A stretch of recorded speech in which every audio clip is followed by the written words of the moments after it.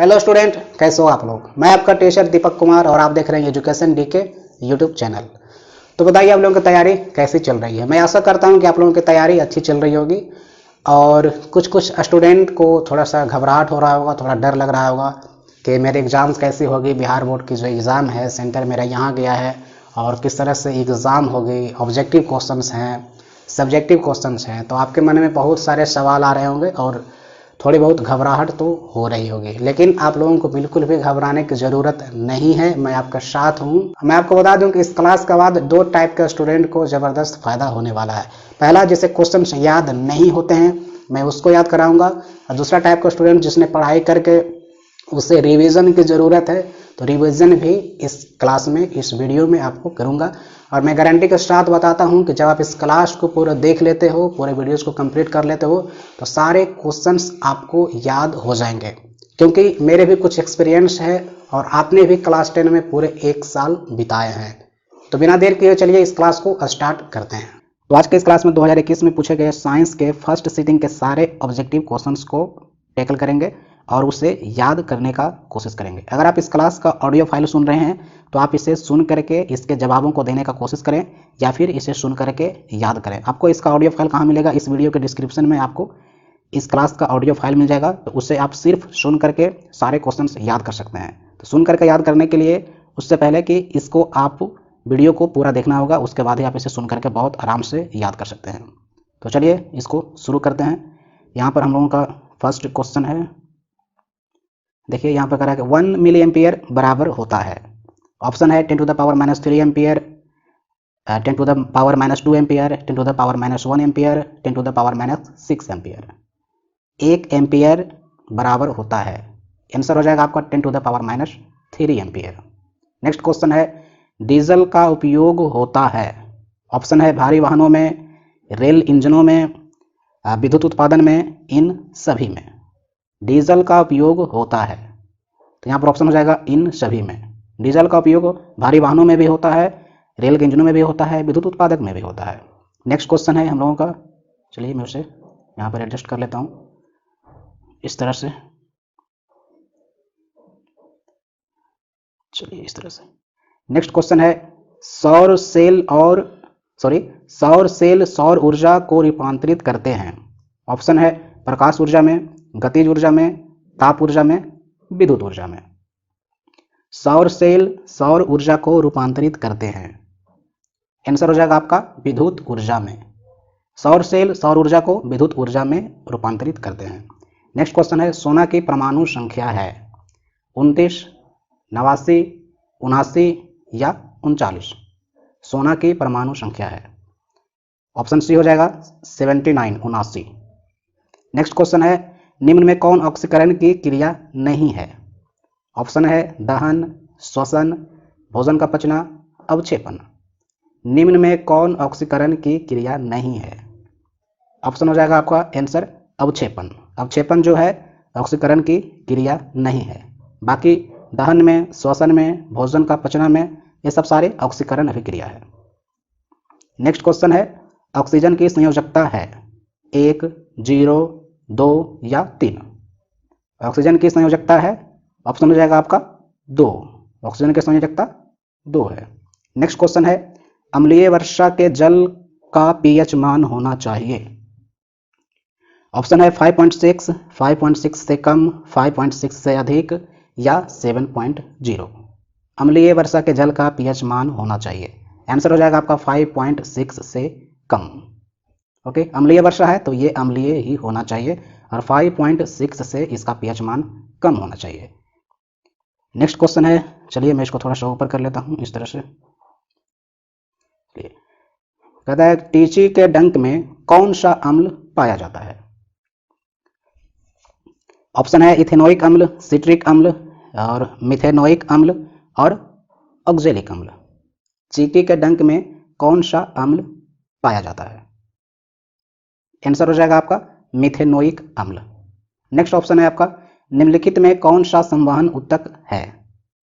Option है epidermis, phloem, xylem या B एवं सी दोनों। निम्नलिखित में कौन सा संवहन ऊतक है? आंसर हो जाएगा आपका बी एंड सी दोनों। यानी फ्लोएम और जाइलम दोनों ही संवहन ऊतक है। नेक्स्ट क्वेश्चन है आपका, प्रोटोजोआ उत्सर्जी पदार्थों का निष्कासन कैसे करता है? ऑप्शन है परागकरण द्वारा, विसरण द्वारा, अवशोषण द्वारा, निष्कासन द्वारा।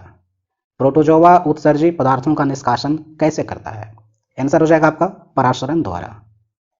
नेक्स्ट क्वेश्चन है, मनुष्य के शरीर की सबसे बड़ी ग्रंथि है? ऑप्शन है अग्नाशय, अंडाशय, एड्रिनल, यकृत। मनुष्य के शरीर की सबसे बड़ी ग्रंथि है, आंसर हो जाएगा आपका यकृत। नेक्स्ट क्वेश्चन है, शरीर का संतुलन बनाए रखता है? ऑप्शन है सेरिबेलम, क्रेनियम, मस्तिष्क स्टेम, सेरिब्रम। शरीर का संतुलन बनाए रखता है, आंसर हो जाएगा आपका सेरिब्रम। नेक्स्ट क्वेश्चन है, किशोरावस्था में होने वाले शारीरिक परिवर्तन का कारण है? ऑप्शन है टेस्टोस्टेरोन, एस्ट्रोजन, थायरॉक्सिन, ए और बी दोनों। क्वेश्चन एक बार फिर से सुन लें, किशोरावस्था में होने वाले शारीरिक परिवर्तन का कारण है, आंसर हो जाएगा आपका ए और बी दोनों। टेस्टोस्टेरोन भी हो जाएगा और एस्ट्रोजन भी हो जाएगा। नेक्स्ट क्वेश्चन है, मानव हृदय में कितने कोष्ठ होते हैं? ऑप्शन है 3, 4, 8 या 2। मानव हृदय में कितने कोष्ठ होते हैं? आंसर हो जाएगा आपका 4। नेक्स्ट क्वेश्चन है हम लोगों का यहाँ पर, रक्त क्या है? ऑप्शन है उत्तक, कोशिका, पदार्थ या इनमें से कोई नहीं। रक्त क्या है? आंसर हो जाएगा आपका उत्तक। रक्त एक उत्तक है। नेक्स्ट क्वेश्चन है, जीन शब्द किसने प्रस्तुत किया? ऑप्शन है Mendel, Darwin, Johansson, Lamarck. Gene शब्द किसने प्रस्तुत किया? आंसर हो जाएगा आपका जोहानसन। जोहानसन ने ही जीन शब्द को प्रस्तुत किया था। नेक्स्ट क्वेश्चन है, विद्युत चुंबक बनाने के लिए किस पदार्थ के छड़ का उपयोग होता है? ऑप्शन है इस्पात, पीतल, नरम लोहा या इनमें से कोई नहीं। विद्युत चुंबक बनाने के लिए किस पदार्थ के छड़ का उपयोग होता है? आंसर हो जाएगा आपका नरम लोहा। नेक्स्ट क्वेश्चन है, जब किसी चालक तार विद्युत धारा प्रवाहित होती है तो गतिशील कण क्या है? ऑप्शन है परमाणु, आयन, प्रोटॉन, इलेक्ट्रॉन। जब किसी चालक तार विद्युत धारा प्रवाहित होती है तो गतिशील कण क्या है? आंसर हो जाएगा आपका इलेक्ट्रॉन। जब किसी वायर में, किसी तार में जब विद्युत धारा प्रवाहित हो जाती है या फिर प्रवाहित होते रहती है तो उसमें सारे चीज़ कांस्टेंट होते हैं, कोई भी प्रवाहित नहीं होते, सिर्फ इलेक्ट्रॉन जो होती है प्रवाहित होते रहती है। इसी के चलते हम लोग का जो लाइन है, करंट है, विद्युत धारा जो है हम लोग के पास पहुंचती है, उसे हम यूज करते हैं। नेक्स्ट क्वेश्चन है, ओम का नियम है? ऑप्शन है V बराबर आई आर, V बराबर I square R, sorry R square I, और यह है V बराबर आई स्क्वायर आर या फिर V बराबर आई प्लस आर। ओम का नियम है, आंसर हो जाएगा आपका V बराबर आई आर, यानी V का जो मान होता है I इंटू आर के बराबर होता है। नेक्स्ट क्वेश्चन है, विभवांतर का एसआई मात्रक क्या है? ऑप्शन है जूल, वाट, एम्पियर, वोल्ट। विभवांतर का एसआई मात्रक क्या है? आंसर हो जाएगा वोल्ट। नेक्स्ट क्वेश्चन है, आमीटर का प्रतिरोध होता है? ऑप्शन है छोटा, बड़ा, बहुत छोटा, इनमें से कोई नहीं। आमीटर का प्रतिरोध होता है, आंसर हो जाएगा आपका बहुत छोटा। मैं आपको बता दूं कि जब किसी तार में करंट प्रवाहित होती है, सॉरी इस तरह से, जब किसी तार में यहाँ से करंट प्रवाहित हो रही है, यहाँ पर हम लोगों का एमीटर लगाना है, तो एमीटर जो है ये प्रतिरोध का काम नहीं करेगा। इसका मतलब इसका प्रतिरोध बहुत कम रहेगा। इसको सिर्फ करंट का जो एमीटर जो होता है इसको सिर्फ मापने के लिए ही लगाया जाता है, इसलिए ये प्रतिरोध का काम नहीं करता। इसलिए 21 नंबर क्वेश्चन में आमीटर का प्रतिरोध जो होता है बहुत छोटा होता है, ये प्रतिरोध के लिए नहीं लगाया जाता, इसे सिर्फ लाइन के वोल्टेज को, मात्रा को चेक करने के लिए ही लगाया जाता है। नेक्स्ट क्वेश्चन है, चलिए इसको ऊपर कर दें। नेक्स्ट क्वेश्चन है, विद्युत बल्ब का फिलामेंट निम्न में से किस धातु का बना होता है? ऑप्शन है तांबा, नाइक्रोम, सीसा, टंगस्टन। विद्युत बल्ब का फिलामेंट निम्न में से किस धातु का बना होता है? आंसर हो जाएगा आपका टंगस्टन।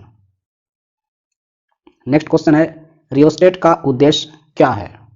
ऑप्शन है धारा का परिमाण में वृद्धि, धारा का परिमाण में कमी, धारा का परिमाण में वृद्धि, या इनमें से कोई नहीं। रियोस्टेट का उद्देश्य क्या है? देखिए यहाँ पर आप देख रहे हैं कि ए और सी दोनों सेम ऑप्शन दिया हुआ है, लेकिन यहाँ पर ऑप्शन सी होगा और धारा का परिमाण में वृद्धि ही होता है। रियोस्टेट का उद्देश्य यही होता है। नेक्स्ट क्वेश्चन है हम लोगों का, विद्युत आवेश का एसआई मात्रक होता है?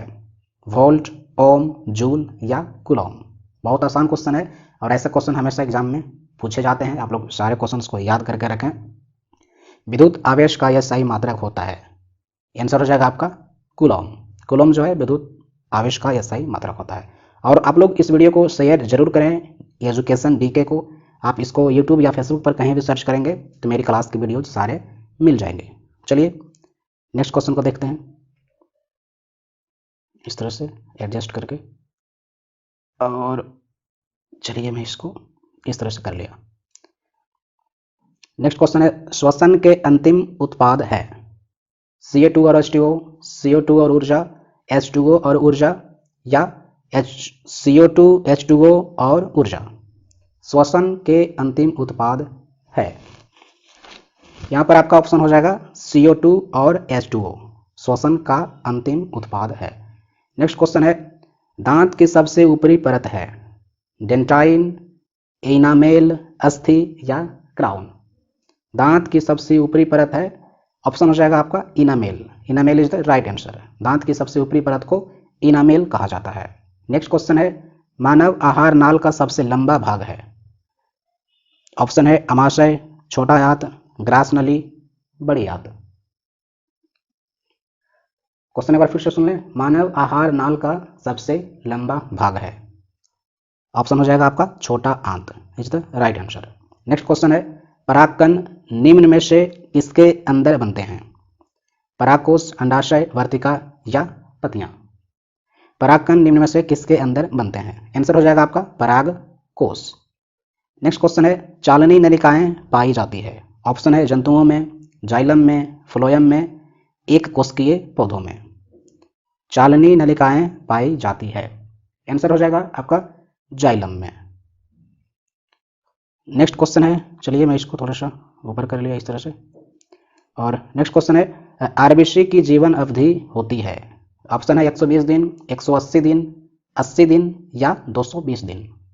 आरबीसी की जीवन अवधि होती है, कहने का मतलब जो आरबीसी होती है उसका जीवन काल क्या होता है, वो कितने दिनों तक जीवित रहता है? आंसर हो जाएगा आपका 120 दिन।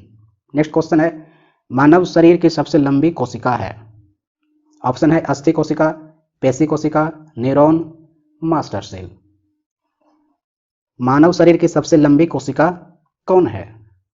आंसर हो जाएगा आपका न्यूरॉन। न्यूरॉन जो है मानव शरीर की सबसे लंबी कोशिका है। नेक्स्ट क्वेश्चन है, अंडाणु निषेचित होता है? ऑप्शन है योनि में, गर्भाशय में, अंडाशय में या फैलोपियन नलिका में। क्वेश्चन है अंडाणु निषेचित होता है, आपका आंसर हो जाएगा फैलोपियन नलिका में। नेक्स्ट क्वेश्चन है, निम्नांकित में कौन पादप हार्मोन नहीं है? ऑप्शन है एथिलीन, साइटोकाइनिन, ऑक्सिन, ऑक्सीटोसिन। निम्नांकित में कौन पादप हार्मोन नहीं है? ऑप्शन हो जाएगा आपका oxytocin is the right answer. Oxytocin जो है पादप हार्मोन नहीं है। नेक्स्ट क्वेश्चन है, फूल में नर प्रजनन अंग है? ऑप्शन है पुंकेसर, अंडाशय, वर्तिकाग्र, वर्तिका। फूल में नर प्रजनन अंग है, आंसर हो जाएगा आपका पुंकेसर। नेक्स्ट क्वेश्चन है, निम्नलिखित में किसमें द्विखंडन नहीं होता है? ऑप्शन है अमीबा में, ईस्ट में, पैरामीशियम में या यूग्लिना में। निम्नलिखित में किसमें द्विखंडन नहीं होता है? आंसर हो जाएगा आपका ईस्ट में। ईस्ट जो है इसमें द्विखंडन कभी भी नहीं होता है, बाकी सभी में, अमीबा में, पैरामीशियम में या यूग्ली में द्विखंडन होता है, द्विखंडन संभव है। नेक्स्ट क्वेश्चन है, चलिए मैं इसको थोड़ा सा ऊपर कर लेता हूँ, सॉरी, चलिए इस तरह से। नेक्स्ट क्वेश्चन है, पारिस्थितिकी तंत्र में ऊर्जा का स्रोत है? ऑप्शन है वायु, सूर्य प्रकाश, वर्षा जल या मिट्टी। पारिस्थितिकी तंत्र में ऊर्जा का स्रोत है, आंसर हो जाएगा आपका सूर्य प्रकाश। नेक्स्ट क्वेश्चन है, निम्नलिखित में से किसे आनुवांशिकी का पिता कहा जाता है? ऑप्शन है Charles Darwin, Gregor John Mendel, Lamarck, Weismann. निम्नलिखित में किसे आनुवांशिकी का पिता कहा जाता है? आंसर हो जाएगा आपका ग्रेगर जॉन मेंडल को। ग्रेगर जॉन मेंडल को ही आनुवांशिकी का पिता कहा जाता है। नेक्स्ट क्वेश्चन है, हरे पौधे कहलाते हैं? ऑप्शन है उत्पादक, उपभोक्ता, अपघटक, इनमें से कोई नहीं। हरे पौधे कहलाते हैं, आंसर हो जाएगा आपका उत्पादक। हरे पौधे जो हैं उत्पादक कहलाते हैं। नेक्स्ट क्वेश्चन है, नर युग्मक में गुणसूत्र की संख्या होती है? नर युग्मक में गुणसूत्र की संख्या होती है 22, ऑप्शन में बता रहा हूँ, 22, 23, 24 या 11। तो नर युग्मक में गुणसूत्र की संख्या होती है 23। कहने का मतलब 23 जोड़ी गुणसूत्र पाया जाता है, यानी कि 46 गुणसूत्र होते हैं नर युग्मक में। नेक्स्ट क्वेश्चन है आपका, ओजोन परत पाई जाती है? ऑप्शन है स्ट्रेटोस्फीयर में और एक्सोस्फीयर में या फिर आयनोस्फीयर में या फिर ट्रापोस्फीयर में ओजोन परत पाई जाती है। आंसर हो जाएगा आपका स्ट्रेटोस्फीयर में। ओके, ओजोन परत कहाँ पाई जाती है? स्ट्रेटोस्फीयर में।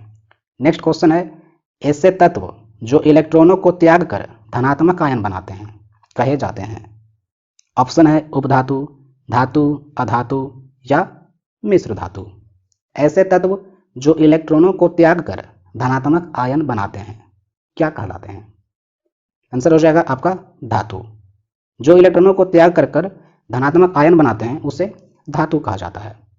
नेक्स्ट क्वेश्चन है, लोहा पर जिंक लेपित करने की क्रिया को कहते हैं? ऑप्शन है विद्युत लेपित करना, संक्षारण, गैल्वेनीकरण या विद्युत अपघटन। लोहा पर जिंक लेपित करने की क्रिया को कहते हैं, आंसर हो जाएगा आपका गैल्वेनीकरण। जब लोहा पर जिंक का लेप लगाया जाता है तो उसे गैल्वेनीकरण बोला जाता है। नेक्स्ट क्वेश्चन है हम लोगों का, चलिए इस तरह से ऊपर कर लिया, और यहाँ पर है 43, निम्न में कौन सहसंयोजी यौगिक है? ऑप्शन है NaCl, CaCl2, CH4, Na2O। कह रहा है निम्न में कौन सहसंयोजी यौगिक है? आंसर हो जाएगा आपका CH4। आप यहाँ पर इसको इस तरह से भी समझ सकते हैं, जैसे कि कार्बन है इस तरह से, और इधर आपका हाइड्रोजन, हाइड्रोजन और इधर हाइड्रोजन और इधर हाइड्रोजन, चारों तरफ हाइड्रोजन और बीच में C। तो CH4 जो है सहसंयोजी यौगिक हो जाता है इस तरह से। नेक्स्ट क्वेश्चन है, आभूषण बनने वाला सोना होता है? बहुत इंटरेस्टिंग क्वेश्चन है और इससे आपको याद रखना बहुत ज़रूरी है, और ये सब क्वेश्चन बाद में भी काम करेंगे आपको। और आभूषण बनाने वाला सोना होता है, ऑप्शन है 24 कैरेट का, 16 कैरेट का, 22 कैरेट का या 15 कैरेट का। आभूषण बनाने वाला सोना होता है, आंसर हो जाएगा आपका 22 कैरेट का। ओके, 24 कैरेट जो यहाँ पर होता है शुद्ध सोना होता है।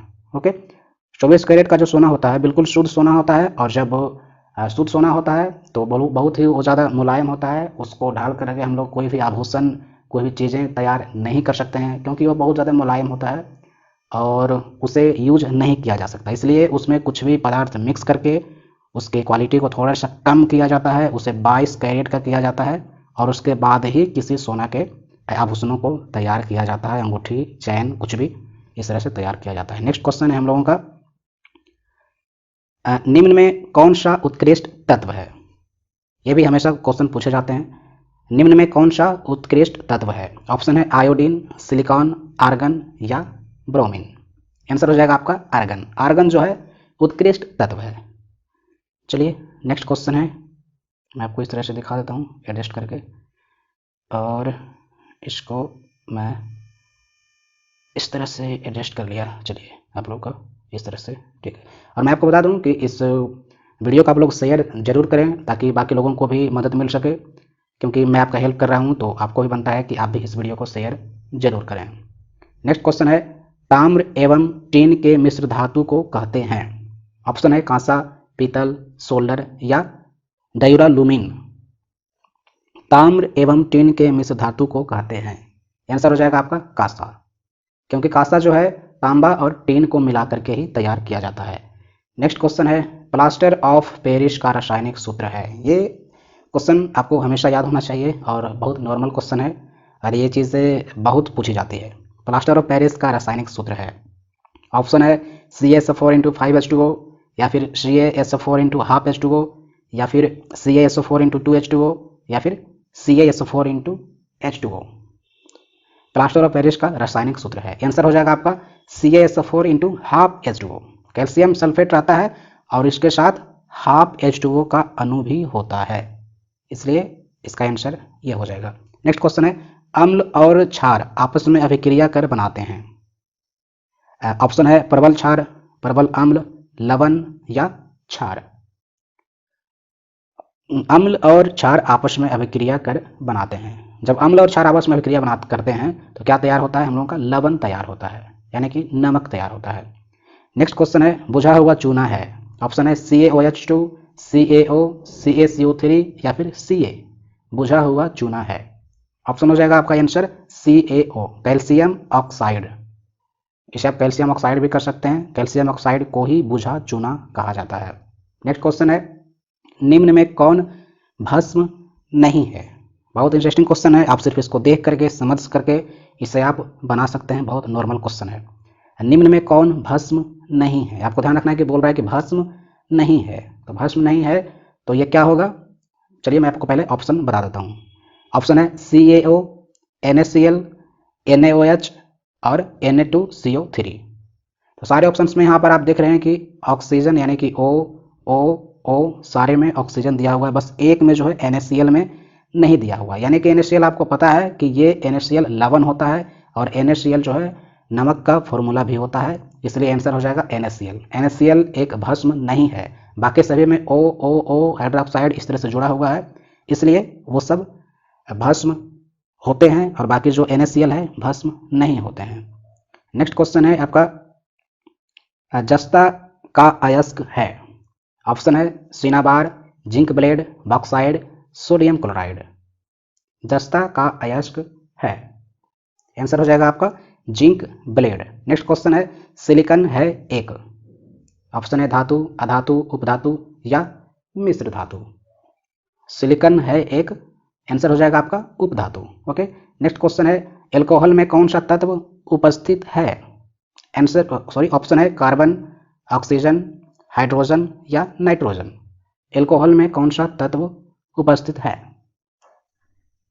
यहाँ पर आपका आंसर हो जाएगा नाइट्रोजन। एल्कोहल में जो है नाइट्रोजन उपस्थित होता है। नेक्स्ट क्वेश्चन है, मेथेनोइक अम्ल का चलिए नेक्स्ट क्वेश्चन है, मेथेनोइक अम्ल का रासायनिक नाम है। ऑप्शन है फॉर्मिक अम्ल, एसिटिक अम्ल, लैक्टिक अम्ल या लैक्टिक अम्ल। अरे ये क्या यार, दोनों ऑप्शन सेम दिया हुआ है। चलिए मेथेनोइक अम्ल का सामान्य नाम है, आंसर हो जाएगा आपका फॉर्मिक अम्ल। देखिए यहाँ पर ऑप्शन देने में गलती ये लोग कर देते हैं, सेम क्वेश्चन डाल देते हैं, सेम आंसर ऑप्शन डाल देते हैं। चलिए इससे कोई मतलब नहीं है, बट मेथेनोइक अम्ल का रासायनिक नाम होता है फॉर्मिक अम्ल। नेक्स्ट क्वेश्चन है, स्वपोषी पोषण के लिए आवश्यक है। ऑप्शन है क्लोरोफिल, कार्बन डाइऑक्साइड तथा जल, सूर्य का प्रकाश, इनमें से सभी। स्वपोषी पोषण के लिए आवश्यक है, तो यहाँ पर इनमें से सभी हो जाएगा राइट आंसर, क्योंकि स्वपोषी पोषण के लिए क्लोरोफिल भी जरूरी है, कार्बन डाइऑक्साइड तथा जल और सूर्य का प्रकाश भी जरूरी है। नेक्स्ट क्वेश्चन है, मैग्नीशियम पाया जाता है। ऑप्शन है क्लोरोफिल में, लाल रक्त कण में, वर्णिल लवक में या श्वेत रक्त कण में मैग्नीशियम पाया जाता है। आंसर हो जाएगा आपका क्लोरोफिल में। क्लोरोफिल में मैग्नीशियम पाया जाता है। नेक्स्ट क्वेश्चन है हम लोगों का, तैलीय कागज होता है। ऑप्शन है पारदर्शक, अपारदर्शक और पारभाषक या इनमें से कोई नहीं।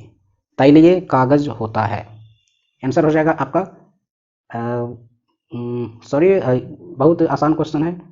और तैलीय, इसको यहाँ पर पारदर्शक है दिया हुआ है और पारभाषक भी दिया हुआ है। चलिए मैं इसको मिला लिया।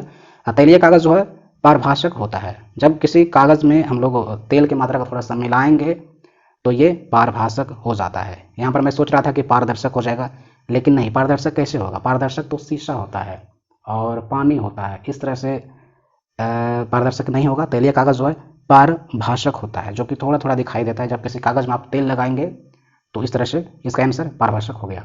नेक्स्ट क्वेश्चन है लेंस द्वारा उत्पन्न आवर्धन की एसआई इकाई है। ऑप्शन है मीटर, सेंटीमीटर, मिलीमीटर या मात्रक विहीन। लेंस द्वारा उत्पन्न आवर्धन की एसआई इकाई है, आंसर हो जाएगा आपका मिलीमीटर। नेक्स्ट क्वेश्चन है प्रकाश की चाल विभिन्न माध्यमों में, ऑप्शन है समान होती है, भिन्न भिन्न होती है, ए और बी दोनों, या इनमें से कोई नहीं। प्रकाश की चाल विभिन्न माध्यमों में, आंसर हो जाएगा आपका भिन्न भिन्न होती है। प्रकाश की चाल जब भिन्न भिन्न माध्यम में रहेगा, जैसे कि हवा में रहेगा, हवा में कुछ और रहेगा, पानी में लाइट दिया जाएगा तो उसमें अलग हो जाता है, उसका प्रकाश का जो चाल है वो अलग हो जाएगा, कहीं पर कम हो जाएगा तो कहीं पर ज़्यादा हो जाएगा। तो प्रकाश की चाल विभिन्न माध्यमों में भिन्न भिन्न होती है, अलग अलग होती है। नेक्स्ट क्वेश्चन है वायु में प्रकाश की चाल निर्वात की अपेक्षा होती है। ऑप्शन है कम, ज़्यादा, समान या इनमें से कोई नहीं। आप इन दोनों क्वेश्चन को एक बार अच्छे से मिला सकते हैं, बहुत इंटरेस्टिंग क्वेश्चन है और आपको याद होना चाहिए।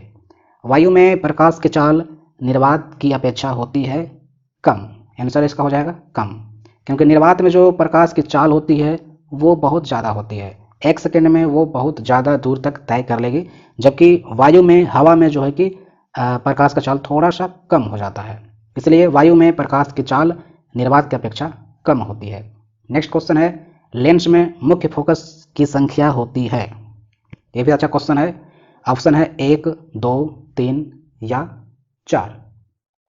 लेंस में मुख्य फोकस की संख्या होती है, आंसर हो जाएगा आपका 2। ओके, नेक्स्ट क्वेश्चन है, मैं इसको थोड़ा सा ऊपर कर देता हूँ इस तरह से, और चलिए यहाँ पर है विद्युत का अच्छा चालक है।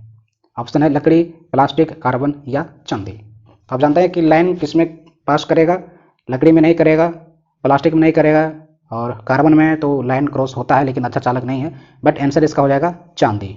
तो विद्युत का जो सुचालक होता है चांदी बहुत बढ़िया होता है, चांदी में बहुत ज़्यादा करंट पास होता है। नेक्स्ट क्वेश्चन है शुष्क सेल में ऋण इलेक्ट्रोड बना होता है। ऑप्शन है तांबा का, कार्बन का, जस्ता का या इनमें से कोई नहीं। शुष्क सेल में ऋण इलेक्ट्रोड बना होता है, आंसर हो जाएगा आपका जस्ता का। नेक्स्ट क्वेश्चन है 1 जूल का मान होता है। ऑप्शन है 0.24 कैलोरी, 4.18 कैलोरी, 0.42 कैलोरी या 2.4 कैलोरी। 1 जूल का मान होता है, आंसर हो जाएगा 0.24 कैलोरी। नेक्स्ट क्वेश्चन है वनस्पति तेलों में होती है। ऑप्शन है लंबी संतृप्त हाइड्रोकार्बन श्रृंखलाएं, लंबी असंतृप्त हाइड्रोकार्बन श्रृंखलाएं या लघु असंतृप्त हाइड्रोकार्बन श्रृंखलाएं या लघु संतृप्त हाइड्रोकार्बन श्रृंखलाएं वनस्पति तेलों में होती है, आंसर हो जाएगा आपका लघु असंतृप्त हाइड्रोकार्बन श्रृंखलाएं। ओके, और नेक्स्ट क्वेश्चन है, चलिए मैं इसको इस तरह से एडजस्ट कर लेता हूँ इसको, चलिए, और यहाँ पर जो लिखा हुआ है ब्यूटेन के कितने समावयवी संभव है। ऑप्शन है 5, 2, 3 या 4। ब्यूटेन के कितने समावयवी संभव है, ऑप्शन हो जाएगा आपका 3। ब्यूटेन में 3 समावयवी संभव है। ओके, नेक्स्ट क्वेश्चन है आपका मेंडलीफ के आवर्त नियम में तत्व वर्गीकरण का आधार क्या है। ऑप्शन है परमाणु त्रिज्या, परमाणु घनत्व, परमाणु संख्या या परमाणु द्रव्यमान।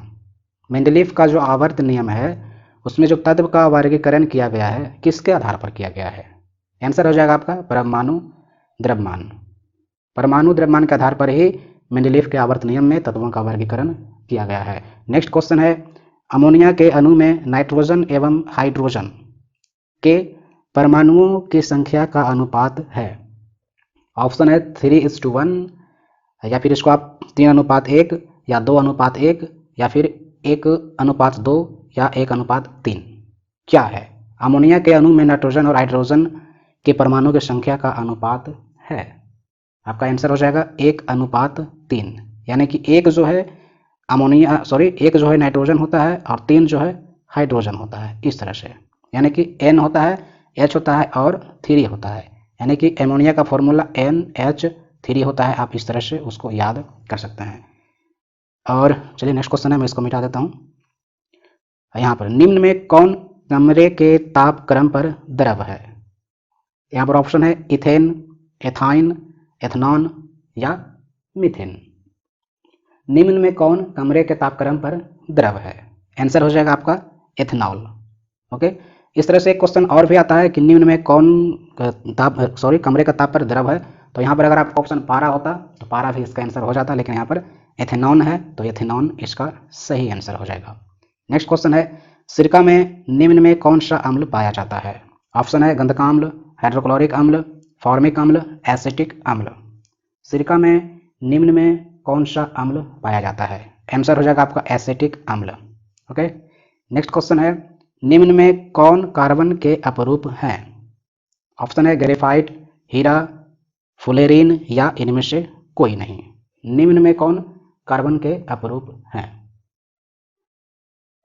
बहुत सिंपल क्वेश्चन है और आप इसका आंसर देने का कोशिश करें। निम्न में कौन कार्बन का अपरूप है?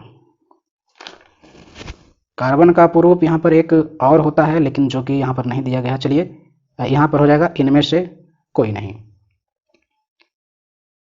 और चलिए इसका नेक्स्ट क्वेश्चन इसको ऊपर करके दिखाता हूँ। नेक्स्ट क्वेश्चन है, एक अनुसूत्र परंतु विभिन्न सूत्र वाले यौगिक कहलाते हैं। ऑप्शन है समावयवी, अपरूप, उत्प्रेरक या बहुलक। एक अनुसूत्र परंतु विभिन्न सूत्र वाले यौगिक क्या कहलाते हैं?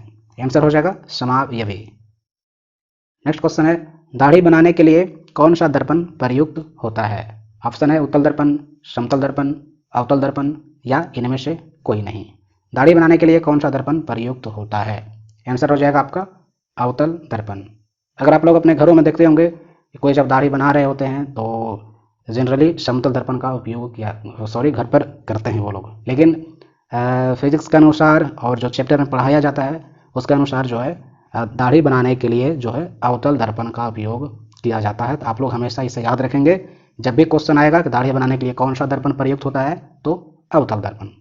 ओके, नेक्स्ट क्वेश्चन है, श्वेत प्रकाश वर्णक्रम में किस रंग की किरण का विचलन अधिक होता है? ऑप्शन है लाल, हरा, पीला या बैंगनी। श्वेत प्रकाश वर्णक्रम में किस रंग की किरण का विचलन अधिक होता है? आंसर हो जाएगा आपका बैंगनी। जब श्वेत प्रकाश जब इस तरह से गुजरते हैं इस तरह से, तो जो सबसे ज़्यादा जो मुड़ता है तो ये नीचे वाला ही होता है, विचलन होता है, यानी कि सबसे जो ज़्यादा मुड़ रहा है प्रकाश का किरण, बैंगनी किरण यही होता है। ओके, नेक्स्ट क्वेश्चन है यहाँ पर, समतल दर्पण की फोकस दूरी होती है। ऑप्शन है अनंत, शून्य, 100 सेंटीमीटर या 50 सेंटीमीटर। समतल दर्पण की फोकस दूरी होती है, आंसर हो जाएगा आपका अनंत। क्योंकि कोई भी दर्पण अगर अवतल या उत्तल दर्पण की बात की जाए तो एक जो है इस तरह से होता है और दूसरा जो दर्पण होता है इस तरह से होता है, तो इसमें जो फोकस दूरी है इस तरह से आपको मिल जाती है और इसका भी फोकस दूरी इस तरह से मिल जाती है। लेकिन कोई दर्पण जब समतल होता है इस तरह से तो इसका जो फोकस दूरी कभी ना मिलेगी, इस तरह से बिल्कुल चलती रहेगी। तो इसलिए समतल दर्पण की फोकस दूरी हमेशा अनंत होती है। नेक्स्ट क्वेश्चन है आपका कि अवतल दर्पण के सामने वस्तु को कहाँ रखा जाए ताकि प्रतिबिंब उल्टा, वास्तविक और समान आकार बने? तो ऑप्शन है आपका ध्रुव पर, अनंत पर, वक्रता केंद्र पर या फोकस पर। अवतल दर्पण के सामने वस्तु को कहाँ रखा जाए ताकि प्रतिबिंब उल्टा, वास्तविक और समान आकार का बने?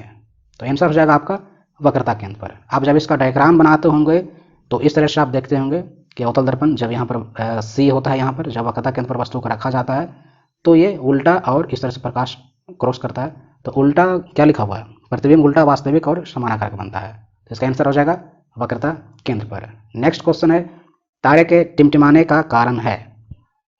ऑप्शन है वायुमंडलीय परावर्तन, कुल परावर्तन, वायुमंडलीय अपवर्तन या कुल अपवर्तन। तारे के टिमटिमाने का कारण है, तो आंसर हो जाएगा वायुमंडलीय अपवर्तन। वायुमंडलीय अपवर्तन के कारण ही तारे हमें टिमटिमाते हुए नजर आती है। नेक्स्ट क्वेश्चन है आपका यहाँ पर, मानव नेत्र के लिए दृष्टि का अस्थायित्व होता है। ऑप्शन है 1/10 सेकेंड या फिर 1/16 यानी कि 1/16 सेकेंड या 1/6 सेकेंड या 1/18 सेकेंड। मानव नेत्र के लिए दृष्टि का अस्थायित्व होता है, आंसर हो जाएगा 1/16 सेकेंड। ओके, नेक्स्ट क्वेश्चन है, उत्तल दर्पण से बना काल्पनिक प्रतिबिंब होता है। ऑप्शन है सीधा एवं आवर्धित, उल्टा एवं आवर्धित, सीधा एवं हास्रित या इनमें से कोई नहीं। उत्तल दर्पण से बना काल्पनिक प्रतिबिंब होता है। आंसर हो जाएगा आपका सीधा एवं आवर्धित, यानी कि सीधा प्रतिबिंब बनता है और बहुत बड़ा बनता है, बहुत बड़ा को ही आवर्धित यहाँ पर कहा जा रहा है। नेक्स्ट क्वेश्चन है आपका, उत्तल दर्पण का आवर्धन यम बराबर होता है। ऑप्शन है v बटा यू, या u इंटू भी, या u बटे भी, या u प्लस भी। अवतल लेंस का आवर्धन m बराबर होता है। आंसर हो जाएगा v बटा यू, यानी कि m बराबर v बटा u होता है। ये चीज़ें आपको बिल्कुल याद कर लेनी है। और मैं आपको बता दूं कि यहाँ पर जो यहाँ पर जो एजुकेशन DK लिखा हुआ है, आप कहीं पर सर्च करेंगे यूट्यूब या फेसबुक पर एजुकेशन DK, तो आपको मेरा लोगो मिल जाएगा, वहाँ पर मेरी क्लास की सारी वीडियोस मिल जाएगी। और इस क्लास में आपको कुछ भी प्रॉब्लम होता है तो आप हमें कमेंट करके जरूर पूछें, और इस चैनल को सब्सक्राइब कर लें ताकि आपको हमेशा ऐसे वीडियोस मिलती रहे। मैं आपके साथ पूरे एग्जाम तक आपके साथ बना हुआ रहूँगा, मैं ऐसे ही वीडियोस आप तक पहुँचाते रहूँगा। पर्सनल कॉन्टैक्ट के लिए आप हमें इंस्टाग्राम पर फॉलो कर सकते हैं, दीपक कुमार 00123।